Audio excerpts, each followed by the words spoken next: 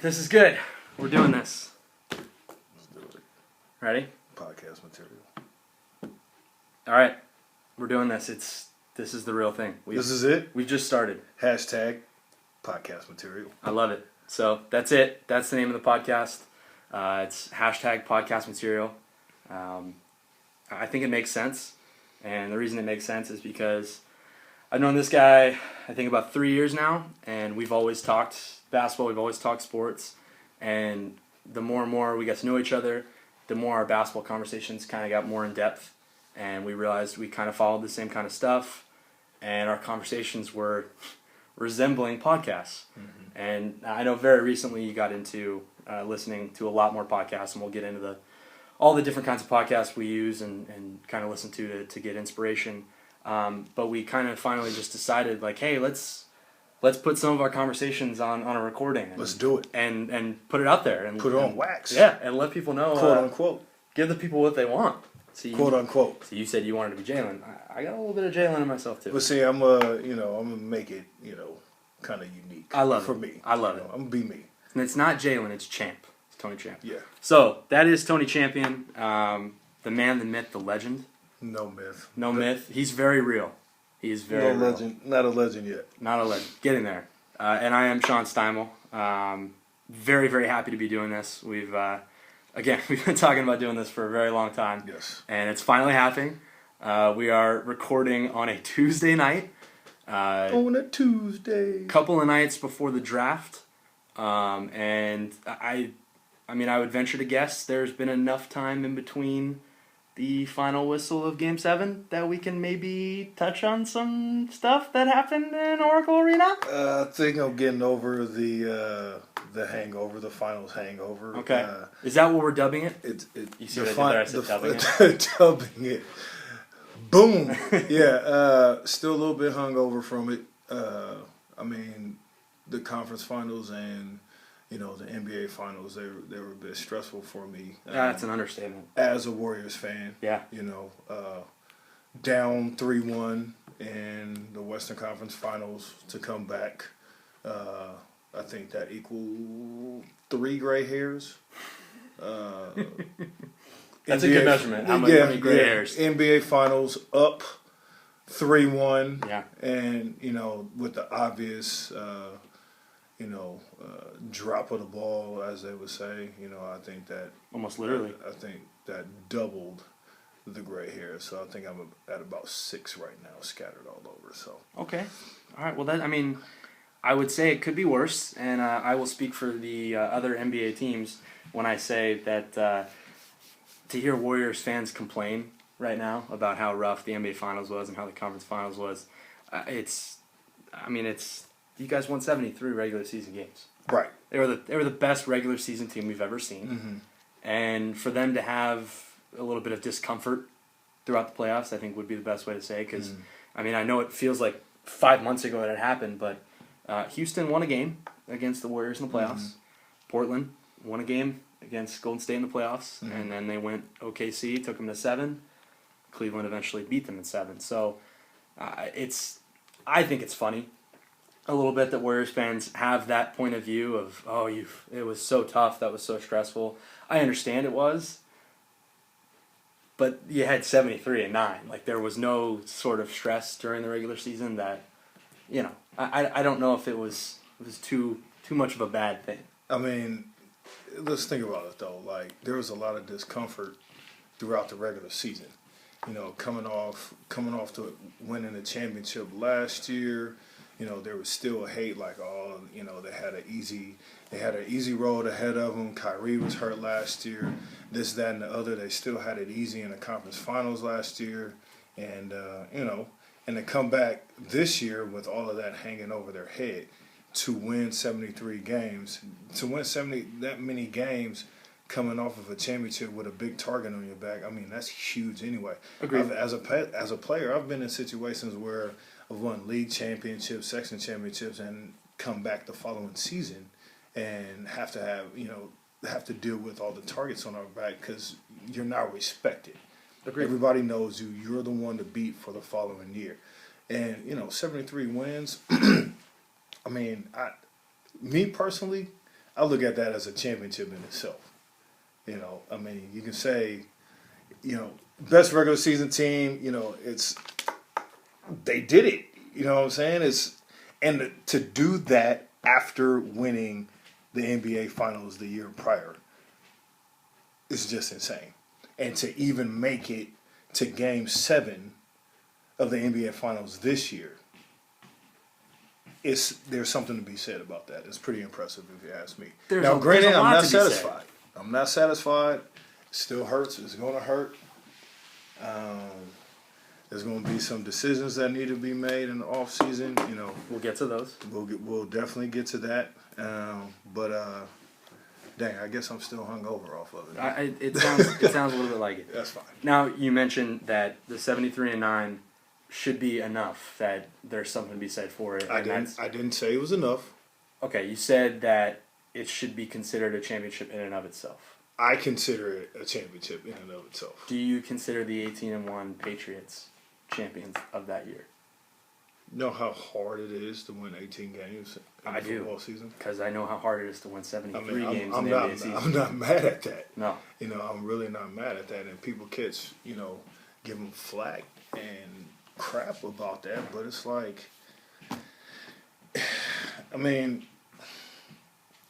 you know, Scotty said, you know, it don't mean a thing if you ain't got that ring. Mm-hmm. All right, yeah, granted, okay. Sure, he's been saying that for the last 72 hours. For the last 72 hours, you know, smoking his cigars with Mike, you know, sipping on his cognac or whatever he does. But, I mean, still, it's something to still be respected. Oh, yeah. And, you know, still went through a lot during this season. But, I mean, now let's look at the San Antonio Spurs, quote-unquote, dynasty.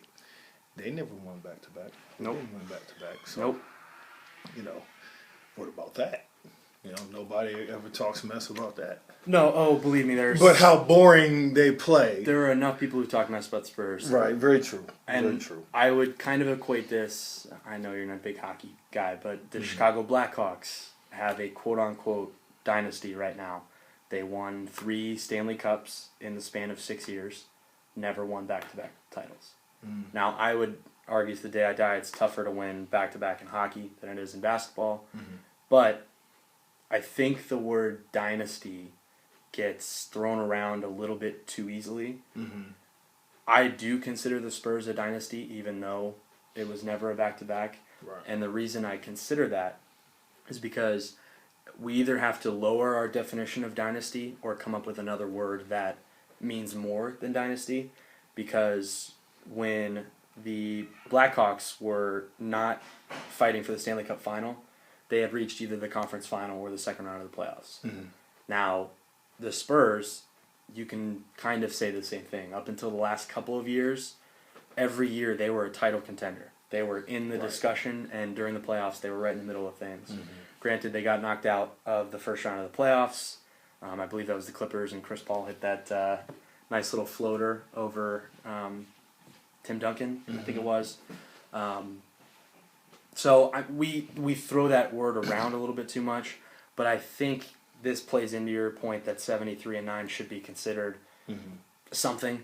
I mean, it's not a ring, but it's got to have that type of weight. Regardless, it's going to be in the record book, and it's not going to have an asterisk next to it simply because they didn't win the finals. No. But you did say one thing that I really like. You know, being a title contender, you know, so many years down the line. I mean, that should. I think that's a dynasty. If you're a top 4 or 5 team consistently over a period of time with a title. You know, here a couple of titles, you know, sprinkled in. Like, I think that, you know, qualifies a team to be a dynasty. But I think the titles validate it. Very true. That if you're, you know, a contender every year, and I'll use a local example, the San Francisco 49ers. They had a 3 or 4 year stretch where every year they were up there. They were a title contender. They were in NFC Championship games. They made it to the Super Bowl and lost the Super Bowl. They never won the title, which is why you don't hear people bring them up anymore. I think they're the most dominant football team in the league, but they never won a title. So to bring this back to the Warriors and the dynasty discussion, they have a title. They have a title, and then they have 73-9 to follow it up. Mm-hmm. You always hear about the championship hangover of what is that second season like. I've heard past champions say that the regular season, the year after the title, you're kind of going through the motions at some point because you know you've reached the mountaintop.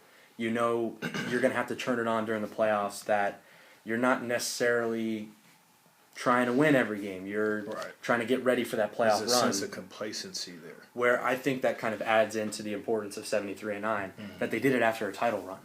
Their first title run, and they came back with all of the doubters saying, oh, they won't do it again. They were kind of a flash in the pan. No way Steph Curry can have a better year than he did last year.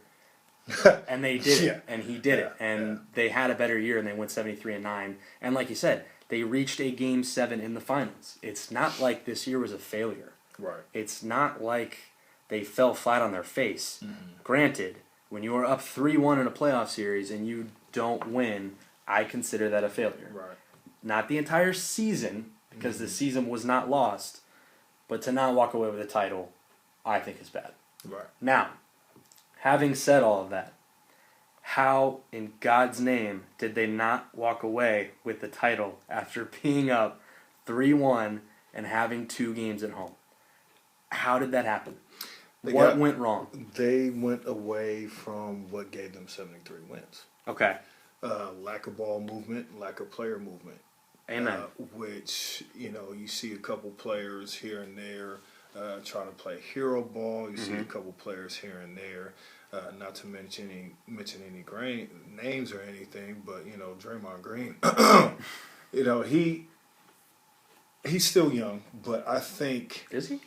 He still young mentally, but a very emotional dude. And he's got to realize that he's more valuable on the floor than he is next door at O.co watching an NBA Finals game. Yes, he does. He's got to realize that. And I think that was a huge hit to the team. And it actually started, with the whole kicking Steven Adams in the balls. Okay, I'm glad you brought that up because I've heard so much backlash towards the NBA.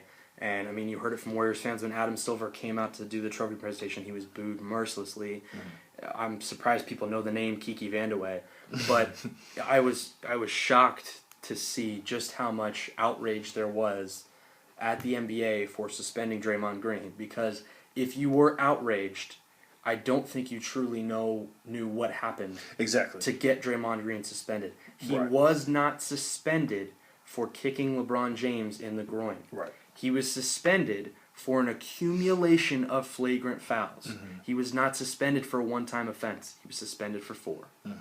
So to be outraged, to be upset, I get that, but to have it be at the people who didn't do anything, the people who enforced the rules, is wrong. If you have any right to be mad at anyone, Warriors fans, it is Draymond Green himself. Right. He conducted himself like a jackass during the playoffs.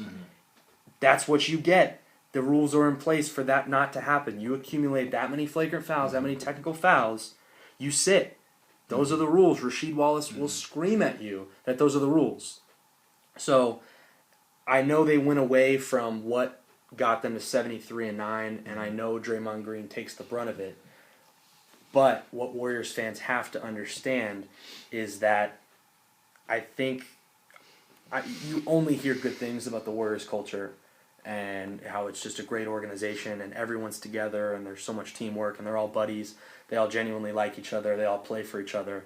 At some point, the discussion needs to shift away from Adam Silver and Kiki Vandeweghe of why they suspended him. And have there be a sense of accountability. How did no one rein this guy in after the outburst in OKC, which microphones did not pick up, but media did, and apparently it was pretty appalling that it just kind of happened.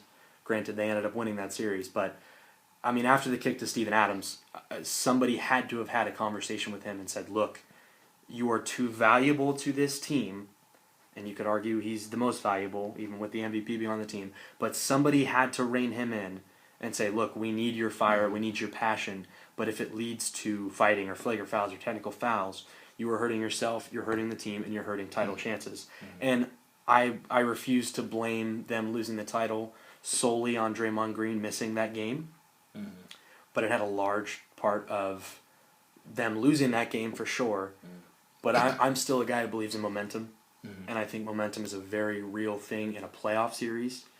And Golden State needed to put the cleat on the neck and finish the job in the game where Draymond was suspended. And if they didn't, I had worries, because if Cleveland had just a little bit more belief to turn into Believe Land and everyone buy in, then they ultimately ride that momentum and take it all the way through the series. And that's what happened. I think at some point, somebody either on the coaching staff or in the front office, maybe even a teammate, did pull Draymond to the side and was like, yo, like, you know, just like be careful. Not necessarily like, yo, you need to tone it down, because that's a part of Draymond. You don't want to take away his personality. And I'm not saying you should. In this situation. So what I'm saying is there's part of their kind culture. of a fine line Absolutely. in between that. And like, to be honest with you, like, you know, the way Draymond plays and like even the way that Warriors team play, you know, it's kind of a microcosm of the Bay Area. I actually put on my Facebook page the other day saying how Bay Area fans, just in general, no matter what sport, are probably the most passionate fans I saw this, yeah. in the nation.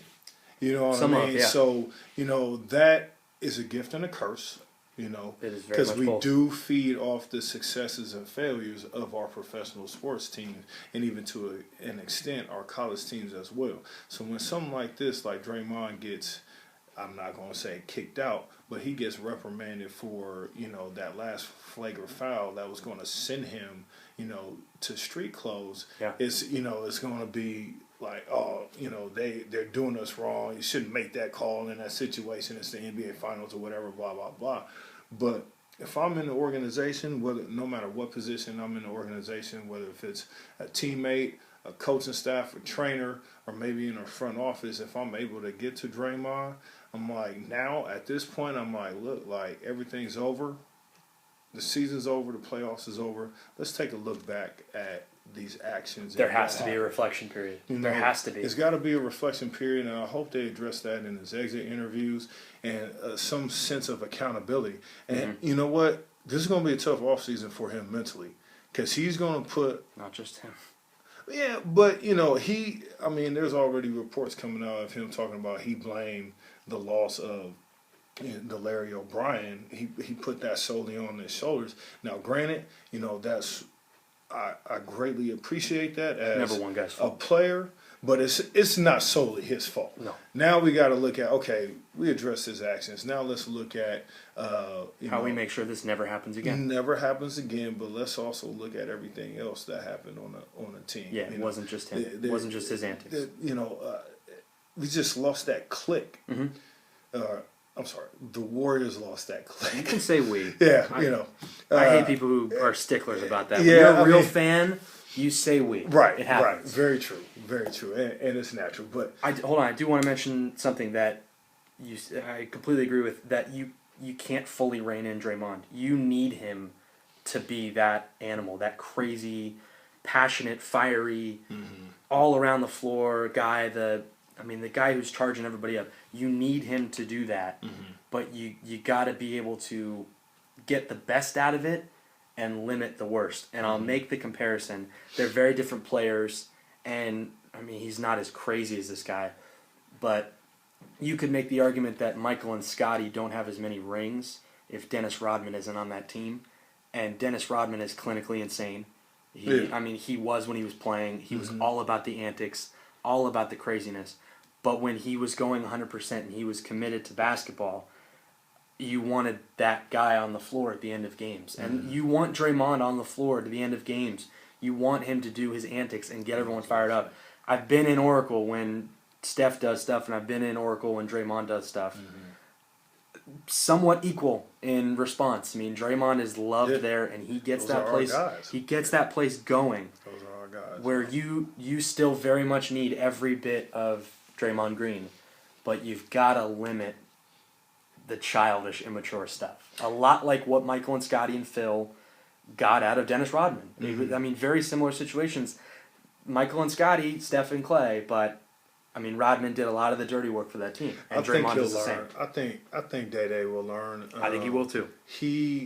I just want to throw this out there. Like, Draymond has probably been one of my favorite players ever since he's been at Michigan State. Mm-hmm. Simply because I like those type of players. Like, I like those. He's undersized. Mm-hmm. Very undersized. Very undersized player. Not that skilled, but he's definitely a workhorse and slightly crazy. And Kevin Garnett is one of my top players of all time, simply because of how off he is. Very glad you said that. You know, I love KG. Yes. He's a little bit psycho, but definitely, I mean, he was also a glue guy. No matter if he was 17 years old or 37 years old. Absolutely. Always been a glue guy. He still is a glue guy. Definitely a glue guy. He'll be a glue guy after he retires. He's in a crazy glue guy. You know, so, you know, I love those type of guys, but there also comes a point in time where it's like, there were times where I'm sitting here on watching a game at home with an adult beverage, and, you know, I'm like, why is Draymond taking these shots? Like, I call these 60-degree three-pointers that he always misses. And I'm like, stop taking it. Like, make a play.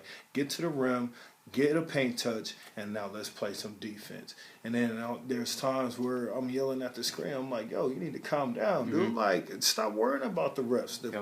The ref ain't blow a whistle. Yep. So you need to keep playing. And that was actually another thing that I wanted to bring up, too, is that the Warriors' defense was just like they just gave up. It was like, okay, we're just going to see if we're going to outshoot. It was average at best. Average at best.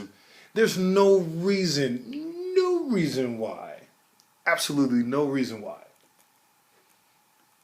you let LeBron keep making right-hand drives to the rim. I think that was the most eye-opening part of the defense, was just how easily LeBron got to where he wanted to get. Yeah. And I mean, we can shift the conversation to this. LeBron is LeBron. I mean, there are things that you're not going to be able to stop him from doing on a basketball court. But at some point, you've got to realize the dude is not shooting three-pointers. He's not. He's almost refusing to shoot them. You have to be able to take away the driving lanes. And I know he's excellent at slithering through guys for a 6'8", 260-pound guy. I wouldn't say slithering. I'd say more like he barrels through guys. LeBron doesn't slither. He had a layup in that Game 7 where Iguodala was on him, and I believe Clay was the help side defender. And he had Iggy going to his right, and he jumped and kind of slid his body through here and finished with the left hand. He has the capability of doing it. He does have the capability. What I'm saying is you've got to be able to take away a couple of different paths to the hoop and force LeBron to shoot mid-range jumpers. Him and Kyrie as well. I'm like... Kyrie's much more of a slitherer. He's more of a slitherer. But, I mean, if they... Slitherer. It works. Look it up, Webster. Yes. But my thing was, I mean, if they want, let them shoot. Make them shoot as many jump shots as they want.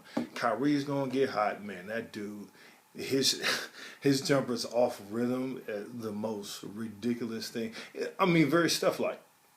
I didn't want to say it, but the similarities in Steph and Kyrie's game, people have to recognize. I mean, very similar. Body types are a little bit different, which, you know, is neither here nor there. But their strengths are almost the exact same. Just being a basketball guy, like, man, I respect that dude. Like, he just caught fire, and he's like, his confidence level was through the roof. Yes, it was. While Steph's went to hell. I don't even know. It seemed like. I don't even know if Steph could spell confidence by the end of Game 7. Yeah, you know, and that's how bad it was. It was rough to look at, and it was. You know, I think I hated watching it because when Steph is confident, when he is going full force, I would argue he's the most watchable athlete in the world. When he has the confidence in Oracle Arena and his shot is going, it's one of the most watchable things I've ever seen in sports. And right now, I think currently, it's still number one. He didn't have it. He didn't have the confidence. And this goes back to the other conversation I wanted to have. And it's focused around LeBron, but Steph is feeling it right now.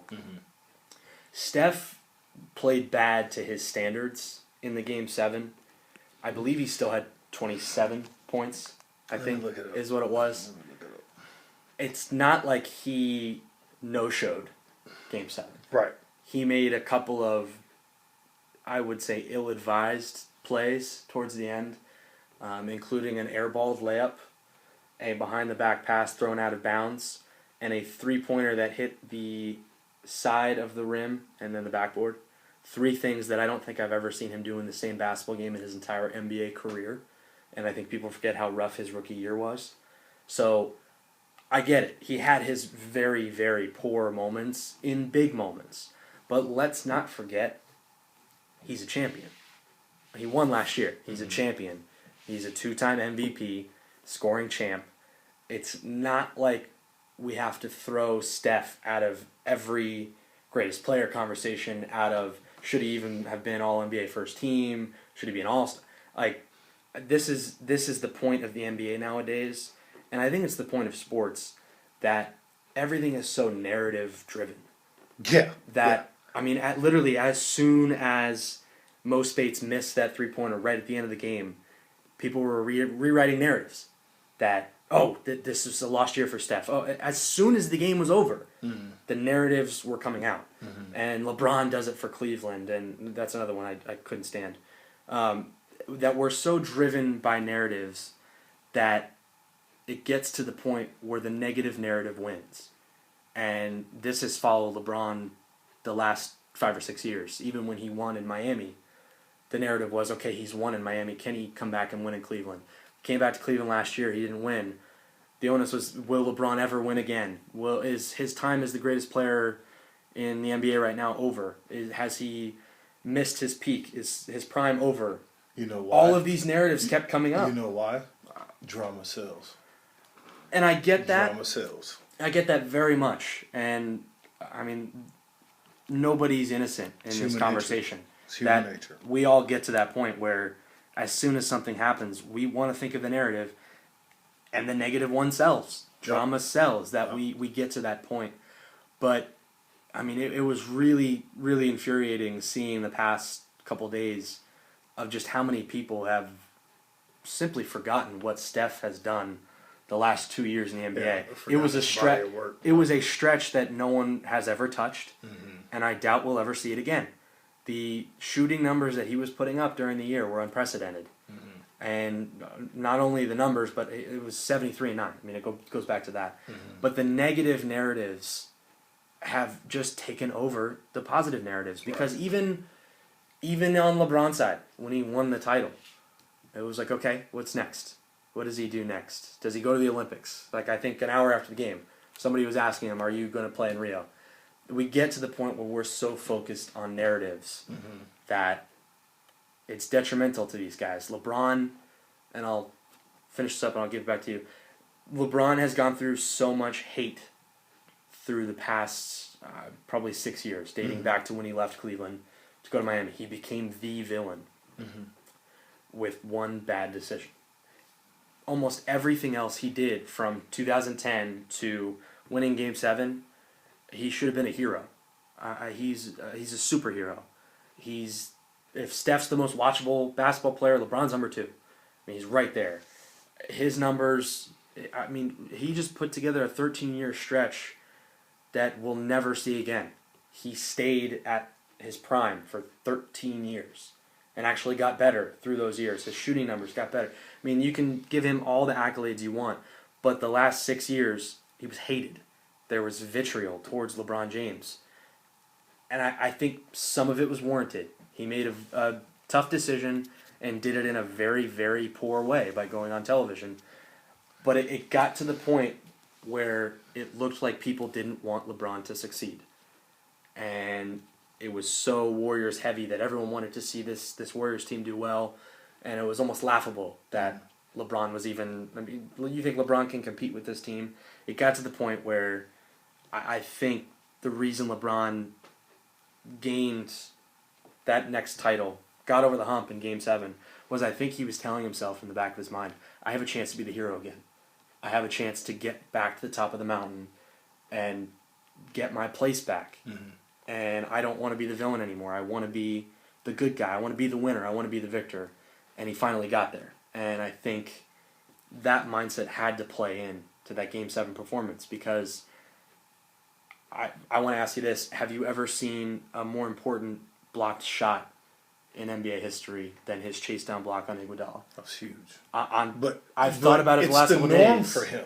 It is. And it's the norm for him. That's what he does. It is the norm, but time, situation, basic geography of how much room he covered, I don't think we've ever seen a better defensive play or block in at least finals history, maybe NBA history. It's always been offensive. But I think that played into it. Yeah. That he just decided, look, my teammates have helped me get here, but we're not losing this. I don't want to go through another year where I'm hated, where I'm the villain, and I don't have a title.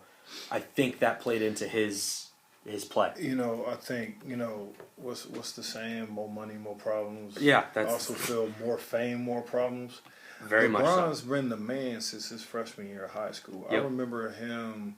Yep. I remember watching him at Cal Berkeley playing in a tournament for one of my old AAU teams, and probably the thing that caught my eye and left me in awe the most was his passing ability. His passing. I watched this dude make 60-foot bounce passes on a dime with ease to a big. I think it might have been Leon Poe that was playing with him at the time. Cal Berkeley. Yeah, Cal. And just like to see that out of a 6'8" junior in high school, it's ridiculous. So he's been the man for a very long time. Been the man for a long time, and with the media, with how the media is, they had a part in it too. Yeah. If it was anybody else, if it was just a regular star to make a decision like that, wouldn't have mattered. No. It wouldn't have been a big deal. No. See, my thing is, he thought he was doing the right thing for him at the time. Like, that's what he wanted to do. Can't really knock him for that. Any decision that he made, can't really knock him for that. So now, what gives him this ring this year, and now you're just talking about it, is his playmaking ability. That's what LeBron does. Yep. And what has he caught the most flack for in his career? Being a playmaker and not a scorer. Yep. That's why everybody was... he got flack for it last week. Right, last week, yeah. I mean, that's what he does. It's like, dude's a playmaker. That's why you can't... One of the reasons you can't compare him to Jordan is I think Jordan's a way better scorer than he is. But LeBron can do more things than Jordan simply because of his size with athleticism. However, Jordan was able to pull more guys in, with less, I think. You think Jordan's teammates were less than what LeBron has had? Yes. Okay. I think you can compare LeBron and Jordan overall, but I agree. Scoring-wise, that was Jordan's trait, was scoring and being an assassin. I have always said, I missed most of Jordan's prime. I started watching basketball in 97, 98, so I remember his last title. That was kind of the first year I really started to pay attention. I have always said LeBron is a mixture between Magic Johnson and Oscar Robertson in Karl Malone's body. Because if you look at the measurements, Karl Malone and LeBron are the same body. The same. And LeBron moves like a freight train. Right. There are similarities between LeBron and Jordan, but those are his comps, putting those players together and that size. But I think there's a comparison to be made between LeBron and Jordan. But I agree, LeBron is a playmaker. Jordan was a playmaker too, but he was looking to score. Right. He was looking to beat you and beat you until you stopped. Right. Now, and the game's different too. The game is very different. The it's game's different. Played differently. It's officiated differently. It's coached differently. There's different philosophies. But I think there are comparisons to be made. Now, as Tony's doing that, so we're gonna finish this up. This was part one of hashtag podcast material. Hashtag. We wanted to do this as quickly as possible. Podcast material. Because we wanted to do finals recap, and the draft is on Thursday. So we wanted to talk a little bit of the draft. We may still try and do that at some point. But didn't think I'd be able to talk this long. For now, this is it. This is hashtag podcast material. This is not the last time you'll see us. Not the last time you'll hear us. Not at all. We're looking to do this. We don't have a day. We don't have a time. We haven't talked about it. But we wanted to put something on a recording, something on video, something. We needed to get something out there. We'll be back. We did it. we'll be back. Thank you for listening. Thank you for watching. Hashtag podcast material.